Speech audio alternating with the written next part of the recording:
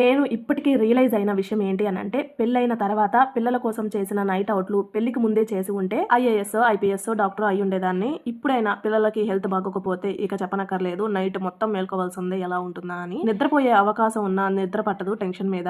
మీరేమంటారు? ఏది ఏమైనా కానీ గుమ్మడికాయ అంత తెలివి కంటే గురువింజంత అదృష్టమైన ఉండాల్సిందేనండి. సర్లేండి, ఉడికించిన ఎగ్ కర్రీ కంటే ఇలాంటి ఎగ్ కర్రీ ఎంతమందికి ఇష్టమో కామెంట్ చేయండి. నైట్ టైంలో నోటికి ఎక్కువ క్రేవింగ్స్ వచ్చి మంచి ఫుడ్ పడాల్సిందే అనిపించినప్పుడు మాత్రం నేను చేసే కర్రీ అండి ఇది. అప్పుడే వండుకున్న వేడి వేడి అన్నంలో ఈ కర్రీ వేసుకొని మామిడికాయ ముక్క వేసుకొని కలుపుకొని తింటుంటే ఉంటుందండి, భలే టేస్టీగా ఉంటుంది. ఇలా ఎగ్ బ్రేక్ చేసి చేసే రెసిపీస్ ఏదైనప్పటికీ ఫస్ట్ బౌల్లో బ్రేక్ చేసుకోండి. డైరెక్ట్ గా వేడి వాటిల్లో వేస్తే మనకి కనిపించొచ్చు, కనిపించకపోవచ్చు, కనిపించినా కానీ తీయడం రాకపోవచ్చు. వేడి వాటిల్లో ఇలా సపరేట్ గా బ్రేక్ చేయడం వలన మన హెల్త్ కే మంచిది. వన్ మోర్ థింగ్ ఏంటంటే, ఎగ్స్ లోపలిది కదా మనం తినేది, బయట ఏం యూజ్ చేయం కదా అని చెప్పి క్లీన్ చేయకుండా ఉంటుంటారు. కానీ ఎగ్స్ ని కూడా క్లీన్ చేసుకోవాలండి. లెమన్ వాటర్ లోను, బేకింగ్ సోడా వాటర్ లోను డైరెక్ట్ గా వేస్తూ ఉంటారు. ఉడికించేటప్పుడు ఎగ్స్ పగులుతుంటాయండి. ఎగ్స్ పైన ఉండే ఇన్ఫెక్షన్స్ మొత్తం లోపలికి వెళ్తుంటుంది, అవే మనం తింటుంటాము. సరే కానీ ఇలా కర్రీ చేసుకోవడం మీకు కూడా అలవాటు ఉందా? కామెంట్ చేయండి. ఈ వీడియో నచ్చితే మాత్రం లైక్ చేసి, షేర్ చేసి, సబ్స్క్రైబ్ చేసుకోండి.